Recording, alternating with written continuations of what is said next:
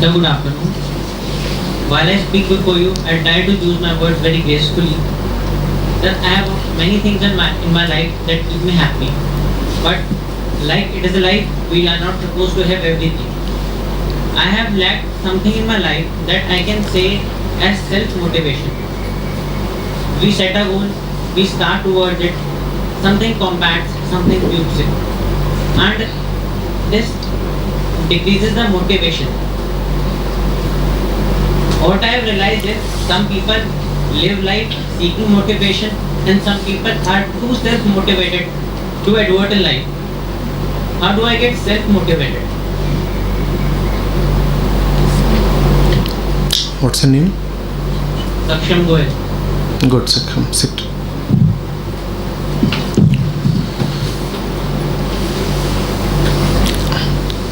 Saksham, what you are really asking for is not motivation. So first of all, let's make a little bit of semantic correction. Do you know what is motive? Motive.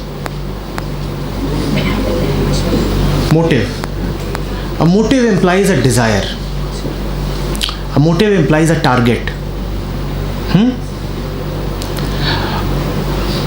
All motives are outside of you, and hence all motives are a kind of greed.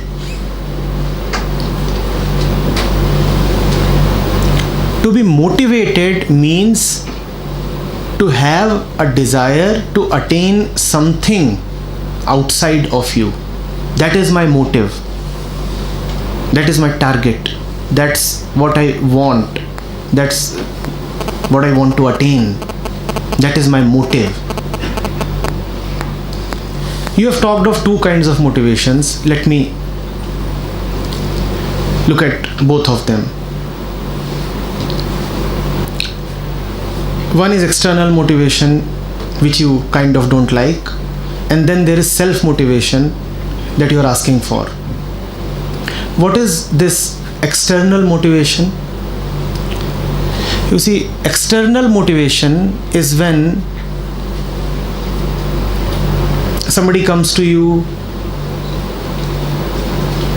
speaks to you, fills your mind with his thoughts, gives a goal to you,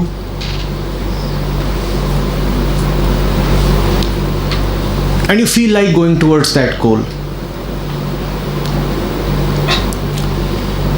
But you forget that those thoughts and that goal has been given to you by somebody else. The thoughts appear powerful now, the goal appears tempting now, but the power and the temptation will stay only as long as that person is there. When the motivator goes away, the motivation also goes away. You would have seen that happen. Somebody comes and fills you up with energy, and you feel this is it. Yes, now I can move mountains. But the next day, back to your slovenly self.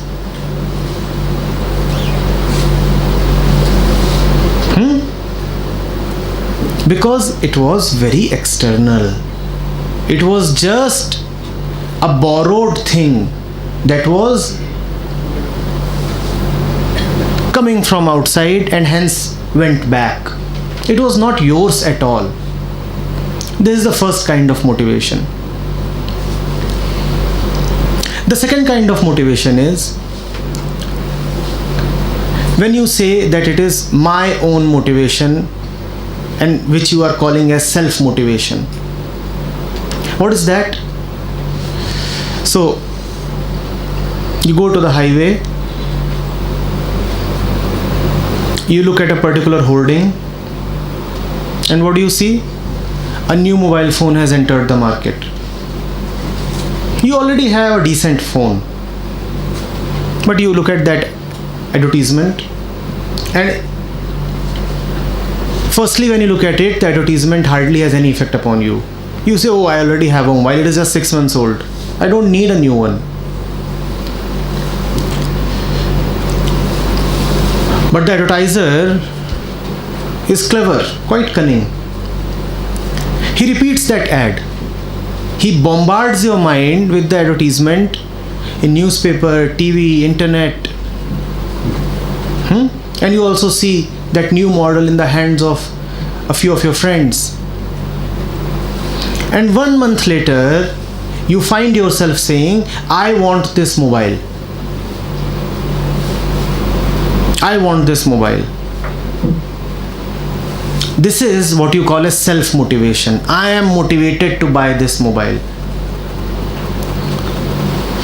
And if somebody will stop you and say, no, you don't need this mobile. In fact, you don't want this mobile. You will say, no, I am motivated to buy this mobile. That mobile can be replaced by anything else. That can be replaced by a career path. That can be replaced by anything tangible. You completely forget that it is not at all your motivation. You forget that you have been influenced to go towards it by forces that are not visible to you. You will never know who is the advertiser. You will never know the man who is earning profits from the sale of that mobile. You will never know that man. But still you are being influenced. Not only are you being influenced, you are also being deceived to think that it is your own motivation, which it is not. It is not your motive. Your mind has been filled with somebody else's motives.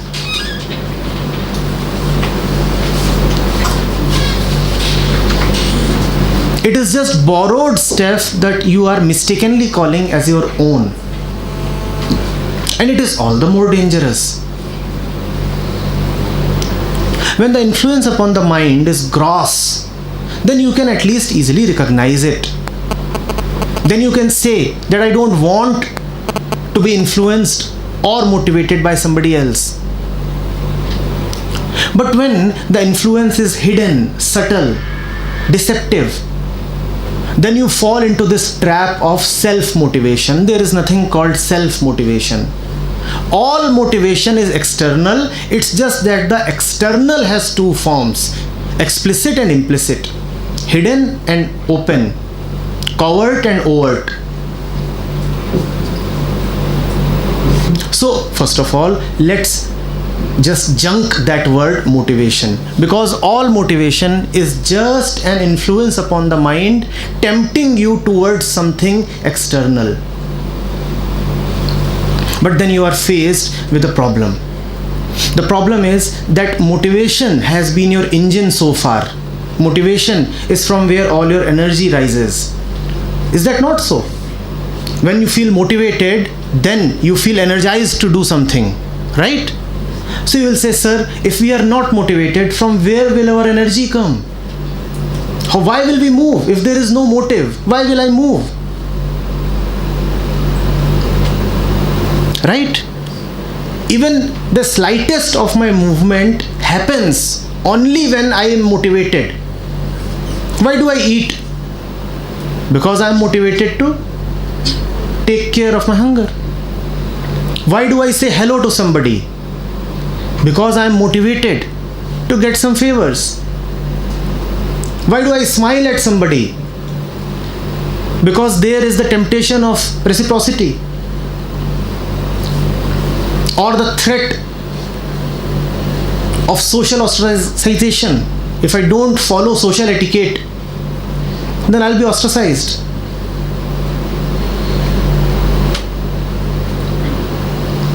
So there is always some motivation even in my slightest action. Now sir, you are saying that no, motivation need not be an engine of movement, that your actions, your living can come from somewhere else. From where can it come? Far more powerful than motivation is another engine. Truly internal engine. And when I say internal engine, I am reminded of a car, the car that you are. A beautifully built car that really has a sound internal engine, a very powerful engine, a very smooth engine that the best technician has designed. But what do I see? I see that that car is being pushed and pulled, and that's how it's moving. 10 people are pulling it from the front, and 20 people are pushing it from the behind, and that's how that car is moving. I wonder, why is this car being made to move in this way?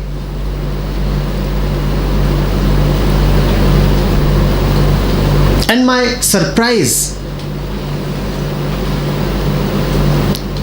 is heightened by the fact that those who are pulling and pushing the car are sometimes applying their forces in mutually opposite directions. So those at the back want to take it ahead, and those at the front want to take it back. The result, the car is not moving anywhere, it's just kind of vibrating in a very disorderly way, oscillating, not really going anywhere. So I come close to that car, and remember, that car is what you are. I come close to that car and I want to see what is really happening. And somebody tells me the car is wonderful, but nobody has the keys. We do not know how to ignite the engine. So that's why we have to apply all these external forces. These external forces are what is called motivation. You require motivation only when you forget the real keys to yourself, to enter yourself, to your own engine, your internal engine. What is that internal engine? That internal engine is of understanding. That is your own innate, powerful engine. You do not need motivation. You just need to understand. You do not need any external push or pull. You need the source of energy that supplies power and direction from within, and you have it already, but you have forgotten the key. You have been made to believe that the key does not exist, that unless you are shown the way, you won't move. No, you don't need to be shown the way. No Pied Piper needs to come and cue you towards a fancy designation.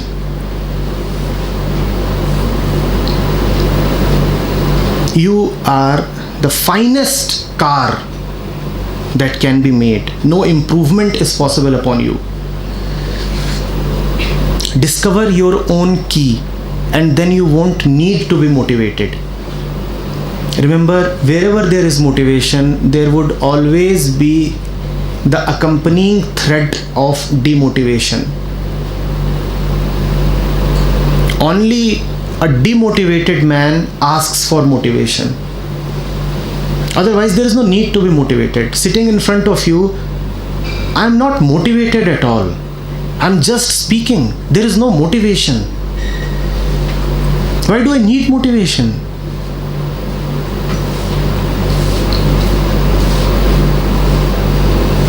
You are motivated to achieve something. Till the time you don't achieve it, there is a kind of suffering. Why? I still don't have it. And if you happen to achieve it, it is never final. Then the next target would come up, and the restlessness would continue.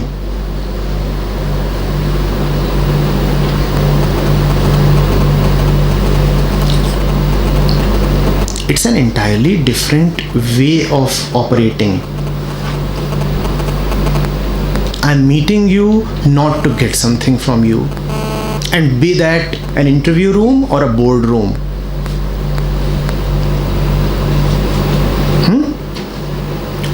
Or the room of your house, or the room that is called this world.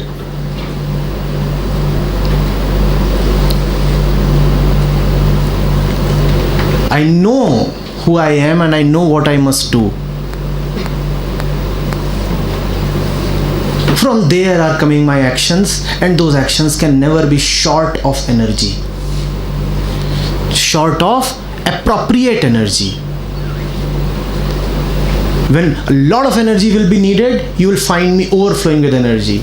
And when I'll need to relax, I'll be completely relaxing. Appropriate energy. I'll know how to switch the car on, and I also know then how to switch it off. When you have the key, then you know both, right? How to turn the engine on and also how to turn it off. You are the master of your life then. Imagine the most beautiful and the most expensive car, and what you are doing it to it. 10 people from the back, and they are pushing it at the grand speed of 5 kilometers per hour. You have an engine that can supply 500 horsepower of, yes, 500 HP, and instead of that 5 kilometers per hour. That is the maximum speed you are attaining, right? And you feel that somewhere in within. You look at the meter, you look at the dashboard, and what do you see? You see that the maximum speed possible is many hundreds of kilometers per hour. You see that. And then you look at your current speed and you say 5 kmph. Is that all that I'm built for? And you wonder, what's wrong? This is what is wrong. Only the internal engine can give you 500 horsepowers. Only the internal engine. Those of you who are dependent upon external sources of motivation, all that you will ever get is 5 kilometers per hour. Languishing.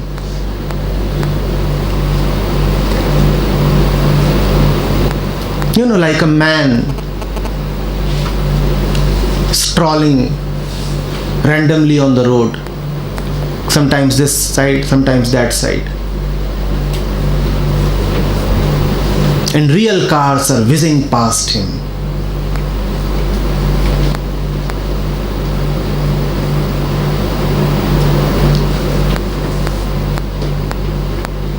How many for the internal engine? The real Rolls-Royce engine that powers even fighter aircrafts. Yes, how many want that? And how many of you want to be pushed by 5 people from the back? Yes. But that's what is happening. I've heard that even to bring you to your classrooms, you require 5 to 10 people to push you. Is that so?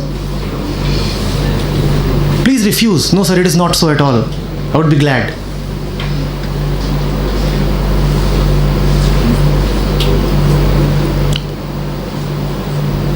Yes sir. So behind every face I see 5 other faces.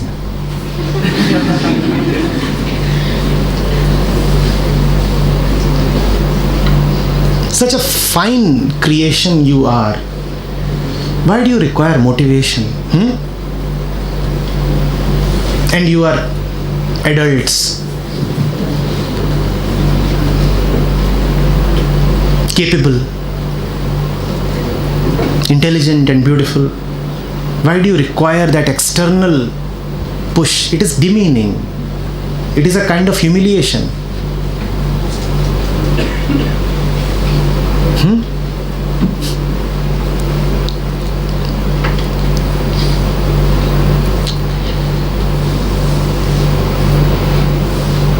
Yes. I still have a doubt. Although you have been quite patient to me, but still there is something missing. How do I find those keys? How do I? Find those keys. How do I find the key?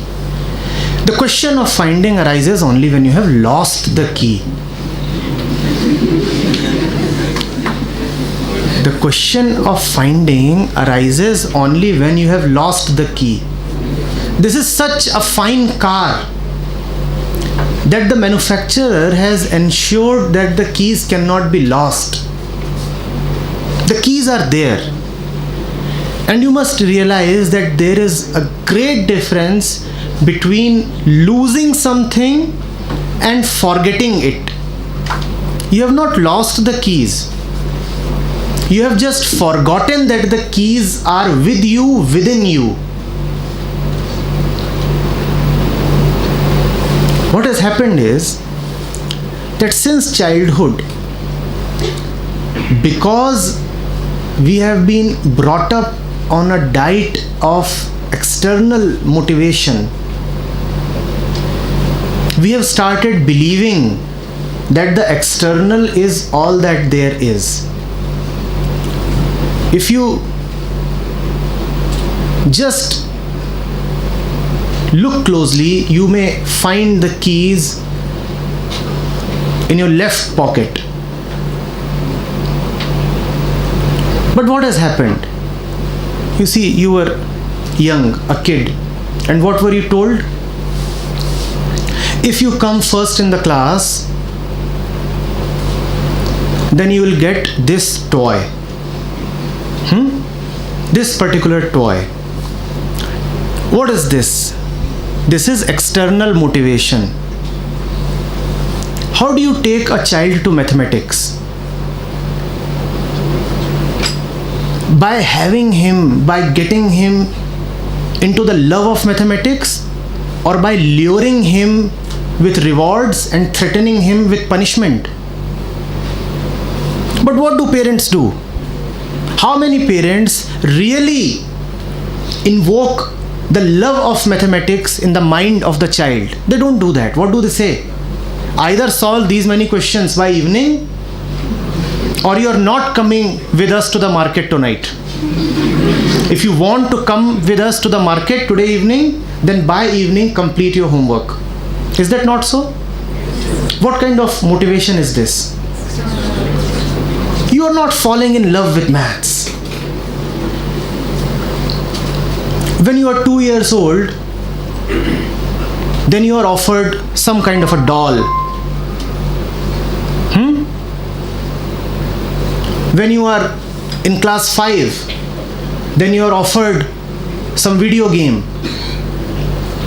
When you are in class 12th, you are told that if you get selected, then you get a particular bike. The toy is changing. It's just becoming a bigger and a more fanciful toy. But one thing is common: greed and fear. And that is what is motivation. And you look at grown-ups, 30 years old, 50-year-old, 80 years old, they are all running after toys. It's just that the toys have changed. When the man was 5 years old, the toy was a building this big. Now the man is 50 years old. What is the toy? It's a huge corporate building. But the toy is a toy. A toy is a toy. Earlier it was a doll.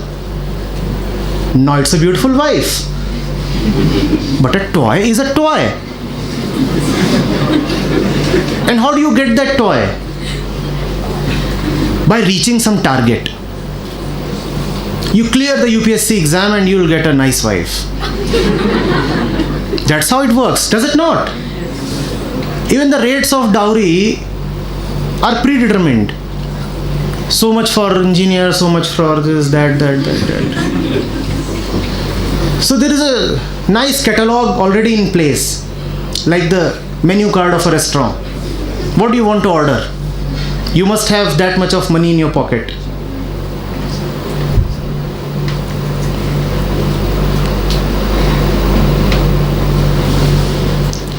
Because you have been brought up in this kind of a system where all actions are dictated from outside, so you have just forgotten that the key is in your left pocket.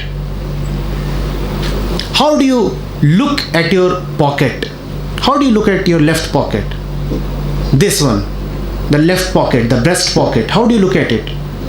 You look at it only when you bring your eyes down towards your heart. Till your eyes are looking towards the world outside, you will not be able to look at your own pocket here. And the keys are here. Turn your sight inwards. Stop looking at the world. Stop hunting for things on the outside.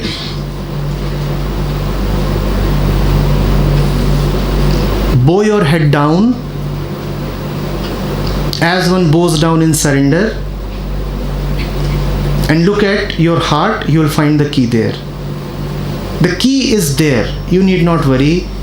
The difficult part for you would be to stop looking outside, because you have been deeply trained to keep looking outside. Deeply trained. Outside, outside, outside. It will require courage on your part to say, no, I'm taking a U-turn. What do I want to do? I won't ask anybody. I'll look inside. What do I want to say? I'll not go by social norms. I'll look inside. Where do I want to be? I'll not follow conventions. I'll look inside. Who am I? What is my real identity? I'll not borrow it from here and there. I'll look inside. This looking inside is very simple. The difficult part for you, I'm repeating, the difficult part for you would be to gather the courage to not to look outside, because you have now cultivated an artificial kind of helplessness, an artificial dependency.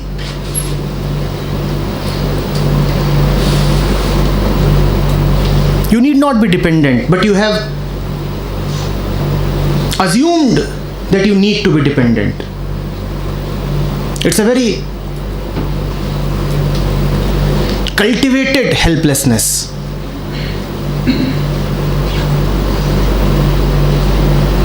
So don't ask about the key. The key is there, safe and secure. You can never lose the key. Ask about the direction of your sight. Till the time you follow the comfort of being dependent, you will never get the key. Till the time you take the easy route of tradition, you will never get the key.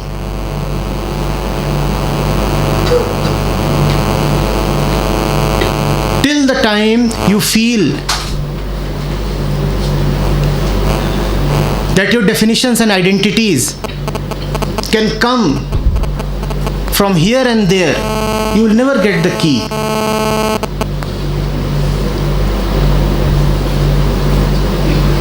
Have faith in yourself, you will find the key there. That is the key. Yes?